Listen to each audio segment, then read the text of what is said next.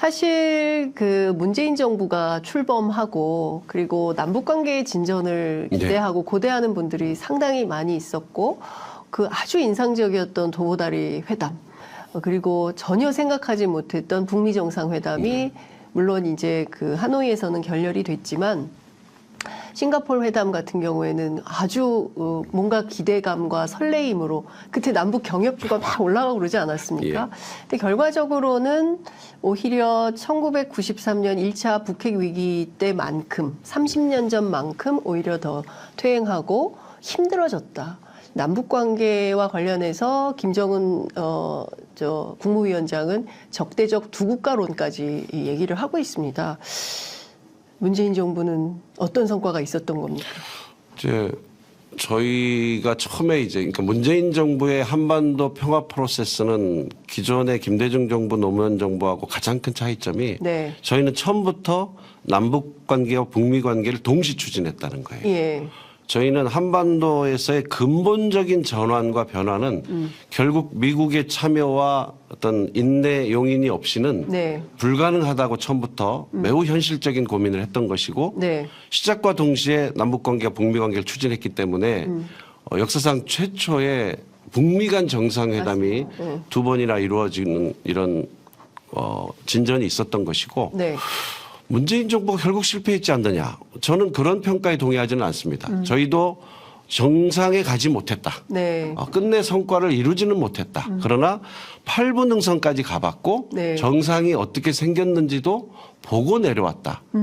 다음에 우리가 이 평화 프로세스를 다시 갈 때는 이 경험들이 훌륭한 길잡이가 돼줄 것이다. 이 말씀 드리고 싶고요. 북한이 지금 하고 있는 게 굉장히 위험하죠. 마땅히 지탄받아야 할 일이죠. 그러나 윤석열 정부도 처음부터 북을 대화 상대로 생각하지 않고 몰아붙였다. 그래서 강대강으로 점점 악화시켜온 결과가 지금 현재 상황이거든요. 적어도 문재인 정부 기간 동안에 남북 간에 갈등도 없었고 다친 군인도 없었고 정치적 군사적 긴장도 없었고 그리고 무엇보다 이 기간에는 북한이 핵의 고도화랄지 ICBM 등 전략 미사일의 발사나 시험 등을 중단했었단 말이에요. 하노이에서 좌절이 되면서부터 다시 그 프로그램을 북은 속도를 붙인 거고 이 정부 들어서 남북 관계가 모든 게 이미 끝났다고 보니까 더 저는 가속화했다고 봅니다. 지금 상태는 안보적으로 매우 위험한 상황이다. 평화를 유지한다는 것은 강한 군대만 강조해서 되지 않는다. 강한 군대와 함께 평화에 대한 의지, 철학, 정책이 있을 때만 이루어지는 것인데 제가 제일 우려하는 것은 이렇게 그냥 아무런 안전장치 없이 이렇게 말풍선 날리고 대립만 하면 올해 안에 서해에서의 국지적 충돌 같은 경우는 매우 걱정해야 될 만한 상황이다. 지금 북이 교전 상태 두 국가로 가자. 자, 이제 남북은 그냥 국제법에 의해서 가자는 건데 그러면 이제 우리가 사수하고 있는 NLL이 국제법적으로 유리하지가 않습니다. 아, 그래요? 그렇습니다. 국제법적으로 어떤 NLL은 53년 당시에 훨씬 전투력이 우위에 있던 이 연합군이 일방적으로 결정한 군사상 필요에 따라서 결정한 라인이잖아요. 그러나 그 이후로 우리는 이것을 우리의 해상 경계로 공고하게 지켜왔죠. 어느 정부를 막론하고. 그런데 이것이 가장 안정적일 때는 남북 간의 대화가 되고 있을 때예요. 우리의 강한 해군력과 함께 남북 간의 화해와 대화가 되고 있을 때는 뭐 평화 수역을 지정한달지 현재 상태를 관할 지역으로 한달지 이런 합의가 됐었는데 지금 북한의 주장은 인정하지 않겠다는 거 아니에요. 국제법으로만 가겠다. 그렇게 하면 이제 북이 말하는 서해 경비 개선이라는 게 국제법상의 선하고 가까워요. 요거보다 우리 NLL은 올라가 있거든요. 그러면 이제 북은 우리 NLL이 자신들의 이 영해를 침범했다고 다시 규정할 것이고 요 서로 겹쳐 있는 이 부분에서 남북 간에 올해 충돌이 날 가능성은 매우 커졌다. 그러면 이 정부가 과연 감당할 수 있느냐? 그때도 그냥 무조건 북만 비난하고 예. 할 거냐? 예. 그러자면 더더욱이나 중국 관계, 러시아 관계도 외교적으로 잘 돼 있어야 되는데 다 깨져 있고 네. 국제법으로 가면 미국은 과연 이 주장에 한국의 주장만 무조건 동의를 해줄지. 그래서 지금 이것을 위험 관리를 못하면 네. 윤석열 정부가 더더욱 그 사면초가에 빠질 수 있고 무엇보다도 네. 한국 경제 네. 어떤 고통을 겪을지 상상도 하기가 싫고 네. 그로 인해서 국민들의 피해는 말할 수 없다. 그래서 최소한의 안전장치라도 빨리 마련해라. 제가 권고드린 게 그거예요. 그래서 이 군사적인 우발적인 네. 이 충돌을 방지할 수 있는 정도의 연락 체계는 확보하고 있어라. 지금 아무것도 없잖아요. 한 라인을 복원해야 된다라는. 아예 아무것도 없는 거죠. 예. 위험 상태일수록 그것을 복원하는 것은 이 안보를 지키는 가장 중요한 능력 중에 하나예요. 네. 자꾸 그렇게 막 화내고 강한 척만 해갖고 되질 않아요. 대통령 스스로가 뭐 총선 앞두고 마치 남북 간에 뭔가 충돌이 있을지 모르니 예. 그렇게 그런 주장을 하겠습니까마는 예. 돌아보고 고칠 줄을 모르는 것 같아요. 예. 잘못됐다고 인정하고 사과할 줄을 모르는 것 같아요. 네. 그런데 이거는 정권의 문제가 아니라 국민의 안보에 대한 문제예요. 네. 그래서 빨리 남북 간에 최소한의 안전장치를 확보하고 그리고 중국과의 외교 빨리 복원하라.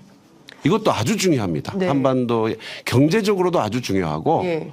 또 한반도의 이 안보를 지켜내는 데 있어서도 한중 외교 완고를 복원하는 건 매우 중요하고 네. 할 수만 있다면 한 러시아 외교까지 빨리 복원을 해라. 그래야 한국이 국제적으로 북한과의 관계에서 우위에 서서 네. 국제 협력을 끌어낼 수 있고 네. 평화를 주도적으로 지켜갈 수 있다는 점 분명하게 말씀드립니다.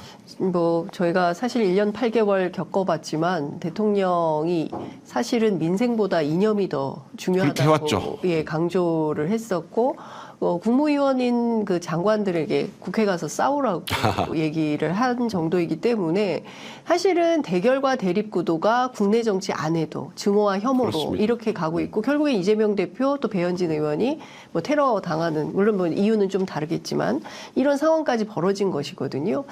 그러니까 사실 대통령이 자세를 바꿀 것 같지는 생각이 않습니다. 없어 보이죠. 예, 그러면 사실 이번 총선 그리고 그 이후에 국정 운영이 굉장히 중요한데 대통령 스스로는 지난 강서구청장 보궐선거 이후에 민생과 협치, 소통 강조했습니다. 근데 결국 또 다시 또 돌아간 왜? 거거든요. 가장 상징적인 일을 안 하잖아요. 야당과 대화를 하지 않잖아요.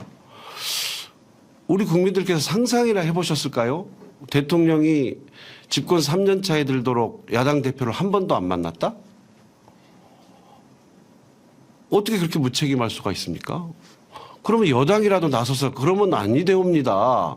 국회와 협치해야 되고 야당이 협조를 얻어야 국정 운영을 할 수 있습니다. 해야 될 텐데 야당도 전부 그냥 줄을 서서 꿀먹은 벙어리 마냥 그렇게 하고 있잖아요. 네. 윤석열 대통령이 집권과 동시에 국내외를 막론하고 이념 정치를 앞세웠죠. 네. 국제적으로도 저는 이제 공산 전체주의가 어디서 나온 이야기인지를 네. 누구한테 공부를 하셔갖고 그런 얘기를 하는지 모르겠는데 국제적으로 세계는 자유와 공산 전체주의의 무한 대립이다. 한쪽이 예. 망해야 끝난다는 거 이런 인식으로 막 그냥 밀고 예. 나가는 거 아니에요? 그래서 그 좋았던 30수년 최고에 이르러 있었던 한중 관계, 한러 관계를 다 망쳐놨잖아요. 네. 오히려 한국하고 훨씬 가까웠거든요. 예. 러시아든 중국이든. 북한보다는. 그럼요. 그러니까 국제사회에서 유엔 안보리 제재에 네. 이런 걸 끌어낼 수가 있었던 것인데 지금 불가능해졌잖아요. 완전히 고립을 스스로 자초한 격이잖아요. 현재 중국하고 정상회담을 못하는 세계 딱 한 나라 대한민국이 돼버렸잖아요. 맞습니다. 그리고 이것이 얼마나 우리 경제에 충격을 주고 있는지는 기업인들이 숱하게 지금 이 예. 피 끓는 소리를 하고 있는데도 안 고치고 있잖아요. 네. 외교부 장관 회담도 지금 못하고 있는 지경이고 보면 이것이 얼마나 심각한 상황인지 현재 대한민국의 이 무역 적자의 가장 큰 부분을 한중 맞습니다. 무역 적자가 만들어내고 있거든요. 절대 경제적 요인만이 아니라 정치적인 실패, 외교적 실패에 의해서 중국 시장에서 강제로 밀려나고 있다고요. 네. 제발 빨리 이 문제 복원하십시오. 특히 올해 연말에 미국 대통령 선거 결과 나오기 전에 서둘러서 주도적으로 한중 관계 복원하시라. 네. 다시 한번 이거는 정말 정중하고 간곡하게 예. 말씀드립니다. 전직 대통령 비서실장의 간곡한 부탁인 것으로 저희가 알겠습니다. 그나저나 트럼프 대통령 겪어보셨잖아요. 네. 네. 그리고 아마도 11월 미국 대선에서 당선 가능성이 높다는 이제 보도들이 나오고 있는데요. 예컨대 트럼프가 다시 집권을 하게 되면 한미 관계 그리고 북미 관계 어떻게 될 걸로 전망하세요? 한미 간에는 뭐 어떤 경우에도 한미 동맹은 유지될 것으로 네. 생각하고요. 다만 트럼프 대통령이 된다면 네. 바이든 대통령이 했던 것들은 전부 재검토할 가능성이 높죠. 그렇죠. 그래서 미중 관계에도 큰 변화가 올 수 있고 네. 북미 관계에도 큰 변화가 올 수 있죠. 예. 여전히 저는 트럼프 대통령이 그때 당시에 대한 아쉬움도 갖고 있다고 읽혀요. 하노이 결렬에 예, 대한 예. 아쉬움이 있다. 그때 뭐 국내에 엄청난 반대와 네. 이러저러한 스캔들, 네. 무슨 청문회 등 맞습니다. 때문에 예. 결국은 안 하고 싶었던 것만은 아니고 정치적으로 이제 물러난 셈인데 저는 그것도 트럼프 대통령 뇌리에 강하게 남아있는 일이어서 북미 간에도 새로운 시도를 할 가능성이 높다. 네. 그러면 우리는 뭐가 되나 잘 생각해 봐야 되거든요. 예. 이번이 뭐 총선이 아니고 대선이면 우리가 어떻게 정권을 바꿔서라도 빨리 예. 대응을 해보겠습니다마는 예. 총선이 지나도 윤석열 정부니 예. 윤석열 정부가 책임을 져야죠.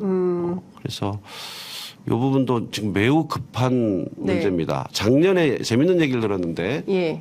우리 외교에 오랫동안 해오신 분이 그러더라고요. 미국의 국무부 관계자들을 자주 만나는데 예. 자기네는 민주당 정부가 될 것과 공화당 정부가 될 거를 둘 다 50대 50으로 고려하면서 네. 여러 가지 검토를 하고 있는데 한국의 외교부 사람들을 만나보면 그냥 바이든 정부가 연임할 거란만 생각하고 일하는 것 같더라. 와. 굉장히 위험한 그렇죠. 거고 무능한 거죠. 예. 이거는 대통령실에서 전략적 검토가 없는 것 같은데 지금부터라도 있기를 바랍니다.